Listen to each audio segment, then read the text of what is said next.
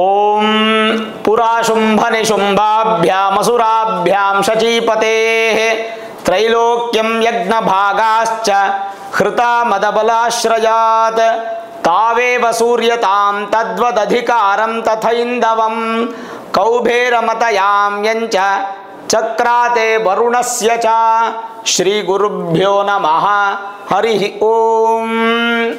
ಆತ್ಮೀಯ ಪ್ರಿಯ ಪ್ರೇಕ್ಷಕ ಮಿತ್ರರೇ, ನಿಮ್ಮೆಲ್ಲರ ಜೀವನ ಸುಖಕರ, ಲಾಭಕರ, ಕ್ಷೇಮಕರವಾಗಿರಲಿ ಅಂತ ನನ್ನ ಆರಾಧ್ಯ ದೇವಿ ಹೊರನಾಡು ಅನ್ನಪೂರ್ಣೇಶ್ವರಿಯ ಪಾದಗಳಿಗೆ ನಮಸ್ಕರಿಸ್ತಾ, ಪ್ರಿಯ ಪ್ರೇಕ್ಷಕ ಮಿತ್ರರೇ, ರಾಹು ಮತ್ತು ಕೇತುವಿನ ಬದಲಾವಣೆ ಮೊದಲಿಗೆ ಮೇಷರಾಶಿಯವರಿಗೆ ಒಂದು ವಿಶೇಷ ವಿಚಾರ ಏನಂತಂದರೆ, ರಾಹು 18ನೇ ತಾರೀಕು ನಿಮಗೆ 12ನೇ ಮನೆಯಲ್ಲಿದ್ದಂಥ, ಅಂದರೆ ಹೌಸ್ ಆಫ್ ಲಾಸ್, ನಷ್ಟಸ್ಥಾನ, ವ್ಯಯಸ್ಥಾನ, ಕಳ್ಕೊಳ್ಳುವಂಥ ಸ್ಥಾನದಲ್ಲಿದ್ದಂಥ ರಾಹು ಅಪ್ರದಕ್ಷಿಣೆಯಾಗಿ ಉಲ್ಟಾ 11ನೇ ಮನೆಗೆ ಬರ್ತಾರೆ.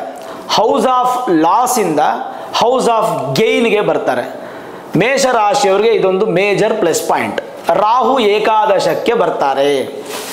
ಇನ್ನು ಋಣ, ರೋಗ, ಶತ್ರು, ಇಷ್ಟು ದಿನ ನೀವು ಸಾಲ ಮಾಡೋದಕ್ಕೆ ಕಾರಣನಾದಂಥ ಕೇತು, ಇಷ್ಟು ದಿನ ನಿಮ್ಮ ಶತ್ರುಗಳು ನಿಮಗೆ ಜಾಸ್ತಿ ಉತ್ಪತ್ತಿಗೆ ಕಾರಣನಾದಂಥ ಕೇತು, ಇಷ್ಟು ದಿನ ರೋಗ, ಆರೋಗ್ಯದಲ್ಲಿ ವ್ಯತ್ಯಾಸ ಆಗಲಿಕ್ಕೆ ಕಾರಣವಾದ ಕೇತು ಕೂಡ ಒಂದು ಮನೆ ಹಿಂದಕ್ಕೆ ಬಂದು, ಅಂದರೆ ಸಿಂಹ ರಾಶಿಗೆ ಬಂದು ಮೇಷರಾಶಿಯವರಿಗೆ ಪಂಚಮ ಸ್ಥಾನಕ್ಕೆ ಕೇತು, ಏಕಾದಶ 11ನೇ ಮನೆ ಸ್ಥಾನಕ್ಕೆ ರಾಹು ಬರ್ತಾ ಇದ್ದಾರೆ. ಇದೊಂದು ಬದಲಾವಣೆ. ರಾಹು ಕೇತುಗಳ ಬದಲಾವಣೆಯ ಮಾರ್ಗವಾಗಿ ನಾನು ಹೇಳೋದಾದರೆ, ಮೊದಲನೇದು ರಾಹು 11ನೇ ಮನೆಗೆ ಬರ್ತಾರೆ.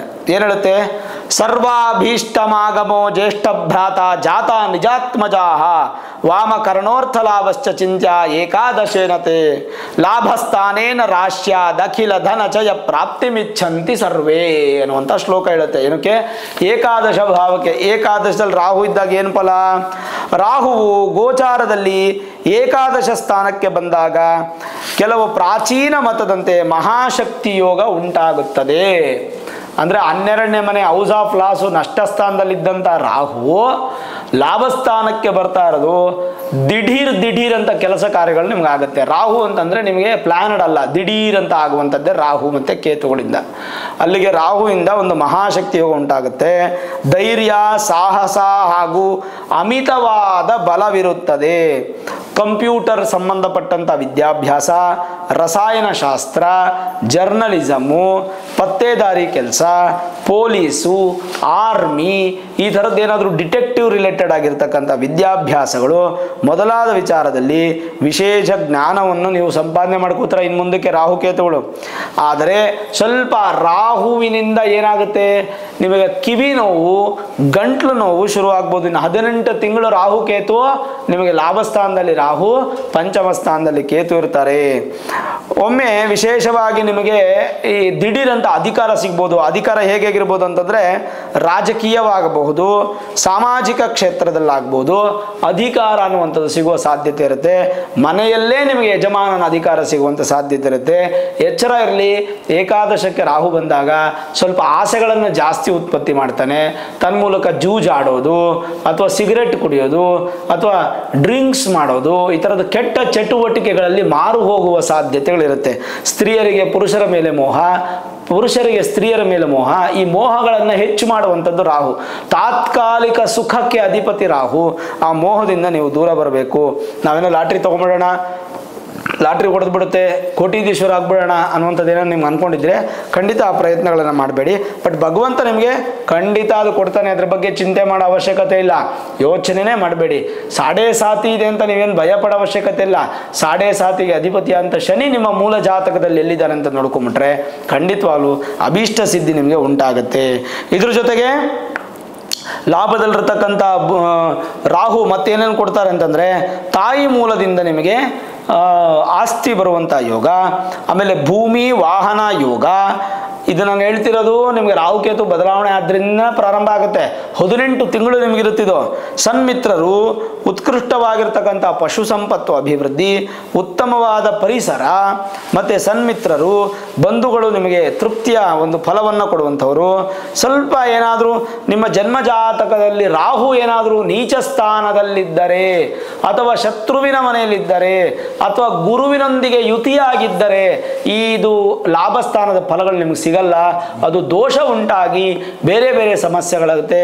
ನೆನಪಿರಲಿ, ಯಾರ್ಯಾರಿಗೆ ಸರ್ಪದೋಷ, ಕಾಳಸರ್ಪದೋಷ, ಮಹಾಕಾಳ ಸರ್ಪದೋಷ, ಈ ಥರದ ಸರ್ಪದೋಷಾದಿಗಳು ಯಾರ್ಯಾರಿಗಿರುತ್ತೋ ಅಂಥವರು ನಿಮ್ಮ ಮೂಲ ಜಾತಕವನ್ನು ಒಮ್ಮೆ ನುರಿತ ಜ್ಯೋತಿಷ್ಯರಿಗೆ ತೋರಿಸ್ಕೊಂಡು basic astrology, Vedic astrology, higher astrology ಮೂರು ಕೂಡ ಪ್ರೆಡಿಕ್ಷನ್ಸನ್ನು ಮಾಡಿಸ್ಕೊಂಡು ಏನಾದರೂ ರಾಹುಕೇತುಗಳು ಬಲಹೀನವಾಗಿದ್ದರೆ ಸ್ವಲ್ಪ ಬಲಪಡಿಸೋದಕ್ಕೆ ಸರಳವಾದ ಮಾರ್ಗಗಳು ಉಪಯೋಗಿಸ್ಕೊಂಡ್ರೆ ಖಂಡಿತವಾಗೂ ರಾಹು ಮತ್ತು ಕೇತುವಿನ ಫಲ ನಿಮಗೆ ಅಭಿವೃದ್ಧಿ ಆಗುತ್ತೆ. ಇಷ್ಟೊತ್ತು ನಾನು ರಾಹು ಫಲ ಹೇಳಿದೆ, ಏನು ಏಕಾದಶ ಲಾಭದ ರಾಹುವಿನ ಫಲ. ಈಗ ನಾವು ನೆಕ್ಸ್ಟ್ ಕೇತು ನೋಡ್ಬೇಕಲ್ಲ.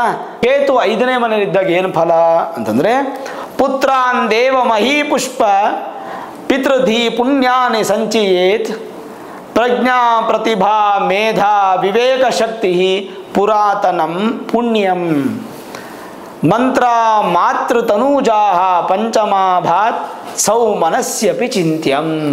ಹೇಳ್ತೆ ಕೇತು 9ನೇ ಮನೆಯಲ್ಲಿದ್ದಾಗ ಏನು ಫಲ ಅಂದರೆ, ಕೇತು ಪಂಚಮದಲ್ಲಿ ಗೋಚಾರದಲ್ಲಿದ್ದಾಗ, ಜನ್ಮದಲ್ಲಿದ್ದಾಗ ಬೇರೆ ಫಲ, ಗೋಚಾರದಲ್ಲಿದ್ದಾಗ ಬೇರೆ ಫಲ. ಏನು, ಕಠಿಣವಾದ ಕಷ್ಟಗಳನ್ನು ಕೊಟ್ಟು ದುಡ್ಡನ್ನು ಧನವನ್ನು ಉತ್ಪತ್ತಿ ಮಾಡ್ತಾನೆ, ಸುಲಭವಾಗಿ ನಿಮಗೆ ಹಣದ ಒಂದು ಸಂಪನ್ಮೂಲವನ್ನು ಕೊಡಲ್ಲ. ಹೇಳುತ್ತೆ, ಜಠರ ರೋಗಂ ಪಿಶಾಚ ಪೀಡಂ ದುರ್ಬುದ್ಧಿಂ. ಜಠರ ರೋಗಂ ಅಂದರೆ ಹೊಟ್ಟೆ ರೋಗವನ್ನು ಕೊಡ್ತಾನೆ ಕೇತು. ಪಿಶಾಚ ಪೀಡಂ ಅಂದರೆ ನಿಮ್ಮ ಮೇಲೆ ಕಣ್ಣು ದೃಷ್ಟಿ ಜಾಸ್ತಿ ಬೀಳುತ್ತೆ, ಕೆಟ್ಟ ಕೆಟ್ಟ ಕಣ್ಣು ದೃಷ್ಟಿ ನಿಮ್ಮ ಮೇಲೆ ಜಾಸ್ತಿ ಬೀಳೋದು. ಕಲ್ಲೇಟು ಬಿದ್ದರೂ ಪರವಾಗಿಲ್ಲ, ಕಣ್ಣೇಟು ಬೀಳಬಾರ್ದು. ಹಾಗಾಗಿ ಇನ್ಮೇಲೆ ಕಣ್ಣು ದೃಷ್ಟಿ ಬೀಳದಿದ್ದಂಗೆ ನೀವು ನಿಮ್ಮನ್ನು ಕಾಪಾಡ್ಕೋಬೇಕು. ದುರ್ಬುದ್ಧಿಂ, ಒಳ್ಳೆ ಬುದ್ಧಿಯಲ್ಲ ಕೆಟ್ಟ ಬುದ್ಧಿಯನ್ನು ಪ್ರಚೋದನೆ ಮಾಡ್ತಾನೆ, ಕೆಟ್ಟ ಕೆಲಸಕ್ಕೆ ಹೋಗಬಾರ್ದು, ಬುದ್ಧಿ ಹುಷಾರಾಗಿರಬೇಕು. ಆತ್ಮನಿ ಖಿಲ ಪ್ರಕೃತಿಂಚ ಪಾತಃ ಅಂದರೆ ನಮ್ಮ ಆತ್ಮಶುದ್ಧಿ ಮಾಡ್ಕೋಬೇಕು. ಪ್ರಕೃತಿ ಜೊತೆ ನಮ್ಮ ಜೀವನವನ್ನು, ನಮ್ಮ ಶರೀರದ ಬಲವನ್ನು ಅಲೈನ್ ಮಾಡ್ಕೋಬೇಕು. ಪ್ರಕೃತಿಯ ಒಂದು ಪಂಚಭೂತಗಳ ಬಲವನ್ನು ಪಡ್ಕೊಳ್ಬೇಕು. ಸ್ವಲ್ಪ ಮನೋರೋಗ ಜಾಸ್ತಿ ಬರುತ್ತೆ. ಬಟ್ 5ನೇ ಮನೆಯಲ್ಲಿ ಕೇತು ಇದ್ದಾಗ ನಿಮಗೇನಾದರೂ ಮೂಲ ಜಾತಕದಲ್ಲಿ ಗುರು ಚೆನ್ನಾಗಿದ್ದರೆ ಸಂತಾನ ದೋಷ ಬರಲ್ಲ. ಇಲ್ಲಾಂದರೆ ಮೇಷರಾಶಿಯವರಿಗೆ 5ನೇ ಮನೆ ಕೇತು ಬರೋದ್ರಿಂದ, ಕೇತು ಬಂದ ಮೇಲೆ ಸಂತಾನಕ್ಕೆ ವಿಳಂಬ ಆಗುವುದು, ಸಂತಾನಕ್ಕೆ ಬಲಹೀನವಾಗುವಂಥದ್ದು ಅಥವಾ ವಿಚಿತ್ರವಾದ ಮಕ್ಕಳು ಹುಟ್ಟುವಂಥದ್ದು ಆಗುತ್ತೆ. ಹಾಗಾಗಿ ಯಾರಾದರೂ ಸಂತಾನ ಅಪೇಕ್ಷಿತ ದಂಪತಿಗಳು ಮೇ 18ನೇ ತಾರೀಕು ನಂತರ ಪ್ರಯತ್ನ ಪಡ್ತೀರಿ ಅಂತಂದರೆ ರಾಹು ಕೇತು ಶಾಂತಿ ಮಾಡಿಸ್ಕೊಂಡು ಅದಾದ ನಂತರ ಪ್ರಯತ್ನ ಪಟ್ಟರೆ ಉತ್ತಮ.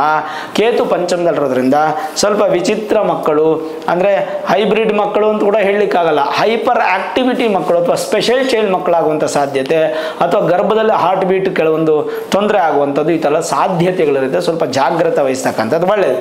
ಸರಿ, ಕೇತುಗೆ ಅಧಿಪತಿ ಯಾರು ಅಂತಂದರೆ ಗಣಪತಿ. ಹಾಗಾಗಿ ಗಣಪತಿಯ ಆರಾಧನೆ ಹೆಚ್ಚು ಮೇಷರಾಶಿಯವರು ಇನ್ನು ಮುಂದಕ್ಕೆ ಮಾಡ್ತಾ ಹೋಗಬೇಕು. ಪ್ರತಿ ಸಂಕಷ್ಟ ಚತುರ್ಥಿಗೂ ಕೂಡ ಗಣಪತಿಯನ್ನು ಆರಾಧನೆ ಮಾಡಿ, ಗಣಪತಿಯನ್ನು ದರ್ಶನ ಮಾಡಿ, ಗರಿಕೆಯನ್ನು ಸಮರ್ಪಣೆ ಮಾಡಿ, ಚಂದ್ರ ದರ್ಶನವನ್ನು ಮಾಡಿ ಫಲಹಾರ ತಿನ್ನುವಂಥದ್ದನ್ನು ಅಭ್ಯಾಸ ಮಾಡ್ಕೊಳ್ಳಿ. ಗಣಪತಿಯ ಮೂಲ ಕ್ಷೇತ್ರಗಳಿಗೆ ದರ್ಶನ ಕೊಡಿ. ಸಾಧ್ಯವಾದರೆ ಪ್ರತಿದಿನ ಗಣಪತಿಯ ಪಂಚರತ್ನ ಸ್ತೋತ್ರ, ಮುದಾಕರಾತ ಮೋದಕಂ ಸದಾ ವಿಮುಕ್ತಿ ಸಾಧಕಂ ಕಲಾಧರಾವತಂಸಕಂ ವಿಲಾಸಿ ಲೋಕರಕ್ಷಕಂ ಅನ್ನುವಂತಹ ಪ್ರಾರಂಭ ಆಗುವಂತಹ ಪಂಚರತ್ನ ಸ್ತೋತ್ರ ಇದೆಯಲ್ಲ, ಪ್ರತಿದಿನ ಹೇಳಿ ಅಥವಾ ಕೇಳಿ. ಅದನ್ನು ಕೇಳೋದ್ರಿಂದ ಕೇತು ಕೂಡ ನಿಮಗೆ ಶಮನ ಆಗುತ್ತೆ. ಏನೋ ಚಿಂತೆ ಮಾಡೋ ಅವಶ್ಯಕತೆ ಇಲ್ಲ. ಒಟ್ಟಾರೆ ರಾಹುಕೇತು ಬದಲಾವಣೆಗಳು ನಿಮಗೆ ಅನುಕೂಲವಾಗಿದೆಯೇ ಹೊರತು ಅನಾನುಕೂಲಗಳು ಖಂಡಿತ ಇಲ್ಲ. ಓವರಾಲ್ ನೋಡಿದಾಗ ಪಾಸಿಟಿವ್ ಅನ್ನುವಂಥದ್ದು ಹೆಚ್ಚು ಕಾಣ್ತಾ ಇರೋದ್ರಿಂದ ಚಿಂತೆ ಮಾಡೋ ಅವಶ್ಯಕತೆ ಇಲ್ಲ. ಯಾರ ಜಾತಕದಲ್ಲಿ ರಾಹು ಹಾಗೂ ಕೇತು ಬಲಹೀನವಾಗಿದ್ದಾರೋ ಅಂಥವರು ರಾಹುಕೇತು ಜಯಂತಿ ಅಥವಾ ಬದಲಾವಣೆ ಆಗುವಂಥ ಸಮಯದಲ್ಲಿ ಎಲ್ಲ ಕಡೆನೂ ಪೂಜೆಗಳು ಮಾಡಿಸ್ತಾ ಇರ್ತಾರೆ. ಯಾವ್ದಾದ್ರು ಪೂಜೆಗೆ ಹೋಗಿ ನೀವು ಪಾಲ್ಗೊಳ್ಬೋದು. ಅದರಿಂದ ನಿಮ್ಗೆ ಮತ್ತಷ್ಟು ಶುಭ ಫಲ, ಉತ್ತಮ ಫಲ ಅನ್ನೋದು ಪ್ರಾಪ್ತಿಯಾಗುತ್ತೆ. ಚಿಂತೆ ಮಾಡೋ ಅವಶ್ಯಕತೆ ಇಲ್ಲ, ಧೈರ್ಯವಾಗಿರಿ. ಈ ವಿಡಿಯೋ ಇಷ್ಟ ಆಗಿದ್ರೆ ಲೈಕ್ ಮಾಡಿ, ಶೇರ್ ಮಾಡಿ, ಮುಖ್ಯವಾಗಿ ನಮ್ಮ ಚಾನಲ್ಗೆ ಸಬ್ಸ್ಕ್ರೈಬ್ ಮಾಡಿ, ಬೆಲ್ ಐಕಾನನ್ನು ಪ್ರೆಸ್ ಮಾಡಿ. ಪ್ರತಿನಿತ್ಯ ನಾನು ಪೂಜೆ ಮಾಡುವಂತಹ ನನ್ನ ಆರಾಧ್ಯ ದೇವಿ ಹೊರನಾಡು ಅನ್ನಪೂರ್ಣೇಶ್ವರಿಯ ಆಶೀರ್ವಾದ ಅನುಗ್ರಹ ಸದಾಕಾಲ ಮತ್ತೊಮ್ಮೆ ನಿಮ್ಗೆ ಸಿಗಲಿ ಅಂತ ಪ್ರಾರ್ಥನೆ ಮಾಡ್ತಾ, ಸರ್ವೇ ಜನಾಃ ಸುಖಿನೋ ಭವಂತು, ಸಮಸ್ತ ಸನ್ಮಂಗಳಾನಿ ಭವಂತು.